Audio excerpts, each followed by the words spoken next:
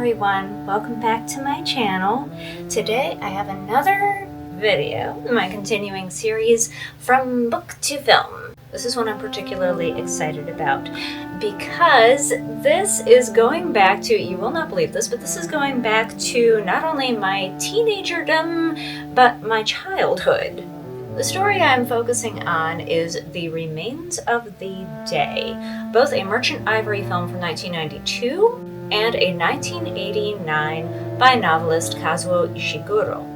Not only did I enjoy the film as a teenager, being a movie person as I am, but I read the book and wrote a book report on it for school in 7th grade. Nerd! So I have loved the story for a very long time, however I have not watched it nor read it in a very long time, so I was excited to jumpstart my memory. Let's get to it. First, the book. I always like to tell you a little bit about the author, so here we go. Kazuo Ishiguro, born November 1954 in Nagasaki. His parents emigrated with him to Britain when he was 5. He is a, quote, literary, unquote, writer, although within this more or less genre, he flirts with other genres such as science fiction. The Remains of the Day was his third novel, after A Pale View of the Hills and An Artist of the Floating World, both of which focused on Japan.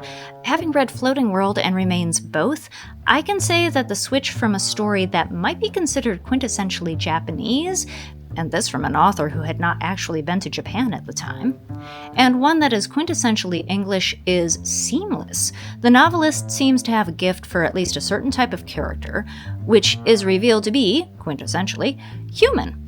At first, Ishiguro intended to become a songwriter, and he has stated that the first-person style of storytelling in song carried over into his novels.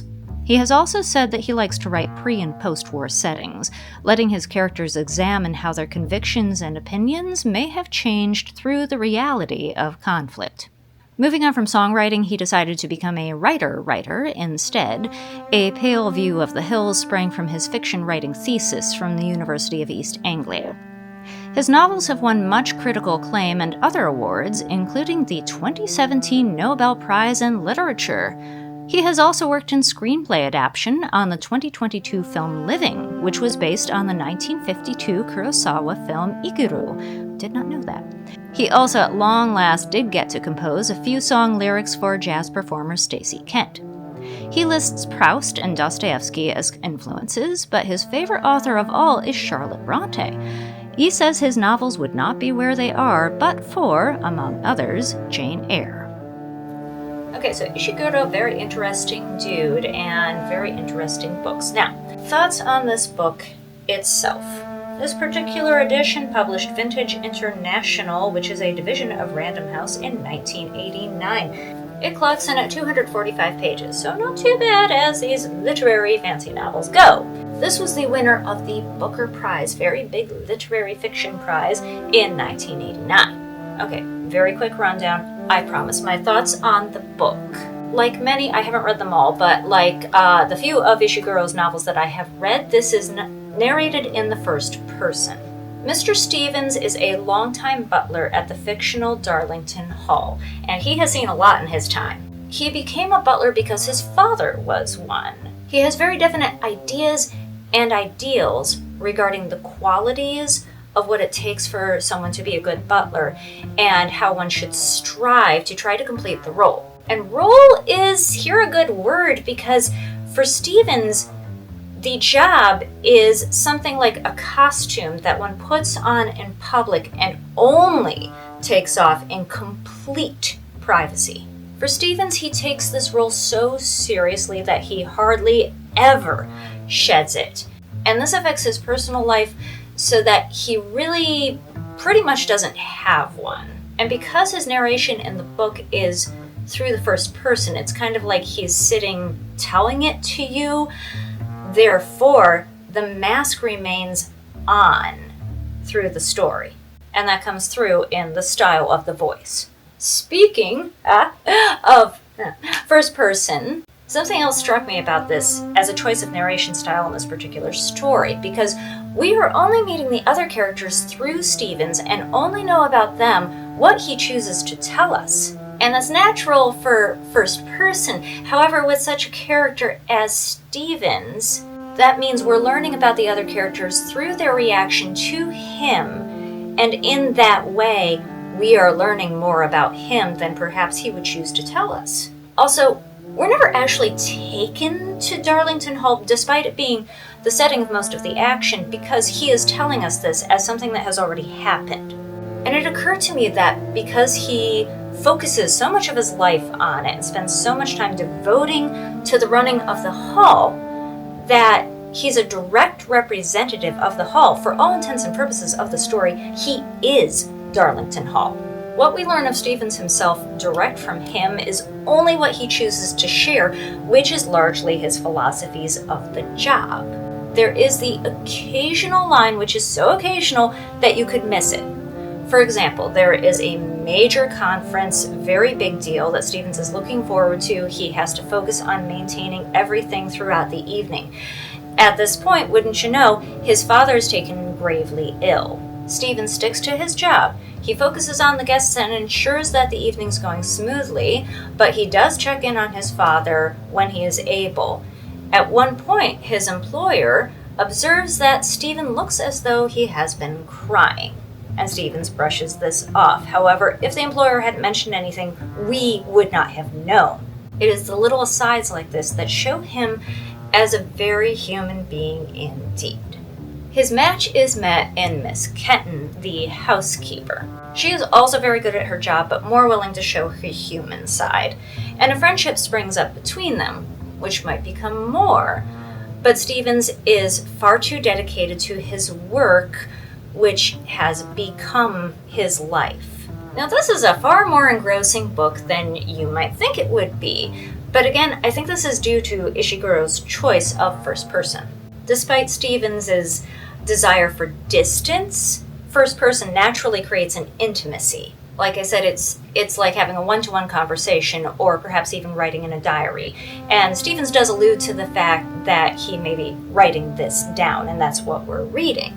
Stevens tells us that he is telling the story because he feels the need to set the record straight on rumors regarding his former employer, Lord Darlington.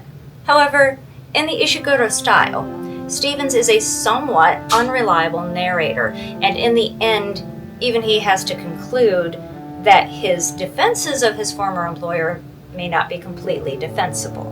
The character seems fairly static, as in the end he's in basically the same situation he was before. However, the changes are there, they're just very subtle. The Remains of the Day, the movie. This book was made into a Merchant Ivory film in 1993. I think I said 92 before. It was 93. It stars Anthony Hopkins as Stevens and Emma Thompson as Miss Kenton. This movie is very interesting right from the beginning. Mostly the story is the same as in the book, but there are a few notable changes. The film opens with an auction after Lord Darlington's death, and the house and some accoutrements are bought up by an American millionaire played by Christopher Reeve. But the character, who was Faraday in the book, is named Lewis. This character was in the book. He attended a conference at the house in the 1930s, the one I mentioned. That was a major plot point. So this was a surprise that they changed that. The plot generally puts a bit more focus on the lead up to the Second World War.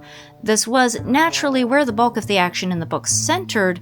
However, as it was told from Stevens' narration, he, being tactful and ever mindful of his position, did not give it as much focus as here. Again, the conference, a large conference among various world political figures at the hall, major plot point, and it is here where we first meet Mr. Lewis. In the book, he is able to monopolize the Frenchman Monsieur Dupont's time in an attempt to alert the French to the foolishness of appeasing Germany.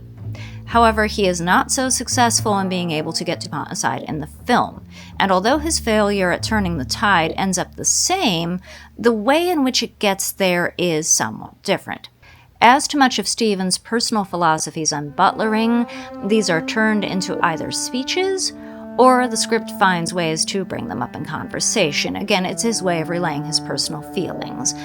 I don't recall learning Mr. Stevens' first name in the book, but here he gives it while on his motor travels. We learn it's James. Although we don't see quite so much of that trip as we do in the book. There's a stop in a pub, and there's his car breaking down, which are two different occurrences in the book, but here they are conflated into one. There's also a sub-story involving Jewish maids being on the staff at the hall in the 30s. And in the film, that is given a slight bit more heft. Here they are refugees. Focusing a bit more on this part helps us to see that although Lord Darlington was not a Nazi, he was well-meaning and easily manipulated. He does have prejudices, and he does eventually insist on firing the girls, who have different names in the movie, because they are Jews, and this is enough for him that they should be let go. However, it is a decision he later regrets deeply. There's an off-screen character in the book, Mr. Ben, who is a present character in the film, being a visiting butler or valet, I'm not sure, during another small gentlemen's conference at the hall. Later on, we see Miss Kenton and Mr. Ben's courtship as they meet on a date, which is another thing in the book which took place off-screen, as it were. And there's a moment when Stevens, right on the heels of first Miss Kenton's reveal that she is getting married, then being subjected to a heated speech from Darlington's godson Cardinal as to the foolishness of his godfather and how important it is to take a stand for what you believe in. On the heels of that, Stevens goes to fetch a bottle of wine from the cellar, and not only does he drop it on the stairs, which is highly unusual for him, but he emits an exclamation, which is like an explosion or something. I mean, that doesn't happen. On exiting the cellar, this is the point where he overhears Miss Kenton crying, which happens in the book. However, in the book he goes away, and here he goes into her room to speak with her. And on my notes I put a double exclamation point because, again, wow. Of course, once he talks to her, he can only tell her that the wine cellar needs to be dusted. As in the book, all this is taking place in flashback. The road trip is taking place in the present time. He's on his way to meet Miss Kenton, now Mrs. Ben. In the present, we see Miss Kenton, now Mrs. Ben, setting out for her lunch with Stevens, and this is when her husband corners her to have a talk and try to bring her back, something that took place off-screen in the book. Part of the conversation between herself and Stevens is moved onto the pier, which she did not attend in the book. In the book, he has a conversation with a stranger on the bench. Here, it is their conversation together. The very end of the movie ties things up much the same as in the book, except here we actually see Stevens coming back to the hall and going on just as before. Now, given the power of the visual medium, we can see more through the slight nuances of expression, tone, and basically performance, especially by Hopkins, as to the character's true inner feeling, which certainly makes it more obvious than in the book. However, as said, you still get this through the writing, even though it's so incredibly subtle. For example, although this is more a case of scripting, once Stephen learns Miss Kenton will definitely not be coming back to the hall, he calls her Mrs. Ben without hesitation and does not forget. Up until that point, he was regularly doing that. The last part of the film is not so subtle, but again, with a visual medium, a visual metaphor can serve as a good way to tie things up. A pigeon gets in a room of the hall, and Mr. Lewis manages to catch it and set it free, upon which Stephen closes the window after it, looking up through the window as the pigeon flies away, and the window is even set with those mutton lines, so the bars of the cage metaphor is clear as anything. Performances are predictably excellent across the board with such a cast. Setting aside the brilliance of Thompson and Hopkins, because I think that obvious, this also shows what a darn underrated actor Christopher Reeve was, and Hugh Grant gives a delightful portrayal of Cardinal before Grant ended up being typecast as the charming fumbler in romantic comedies. I most particularly enjoyed James Fox as Lord Darlington, who was note perfect on the entire character, showing the Lord as quite the old-school gentleman you'd expect, well-meaning. Kind and thoughtful, but hemmed in by his respect for class and tradition, somewhat naive in his belief in honor and that others feel the same way, and therefore he is easily manipulated. In this way, he is a counterpart to Stevens. One would almost call them friends, but for the hierarchies involved. It certainly is obvious that his lordship might be the closest thing to a friend Stevens would ever allow himself to have. As in the book, Stevens has never allowed himself to get close to anyone and does not really know how to approach it, even at the moment when Cardinal attempts to have a conversation between the two of them as friends. Although, even without Stevens' natural reticence, the consciousness of class difference and his employee status is an important player in the scene, as with the rest of the film. Now, both the book and the film are stirring and absorbing. The film will break your heart by the end if you let it. I didn't quite get my emotions stirred so well from the book, which may be because of its narrator's emotional distance, but then the book has a few more layers to it. In the end, we can respect Stevens for his dedication as well as his convictions, but can we respect his decisions? And can he himself? Okay, so there we are. The Remains of the Day, the film and the book. They are both just so great masterpieces in their own right, and I urge you to pick them both up and watch them if possible. The book can be found in, like, the library or eBay, your bookstore. It's a very popular book. It's pretty easy to find. And The Remains of the Day, you can find it streaming, mostly paid. I will put below where I found it. And also you can pick it up on DVD. So that's it. I hope you enjoyed coming along on this journey with me. I'll have another one for you next week of some type. I'm not sure what. Because unlike Stevens, I have a life to live and there's a lot going on. So, but I'll figure it out. I will see you next week. And in the meantime, watch more movies, read more books, experience those stories that life has to bring, and there are a lot, boy oh boy. Take care of yourselves and each other, and I'll see you next time. Bye.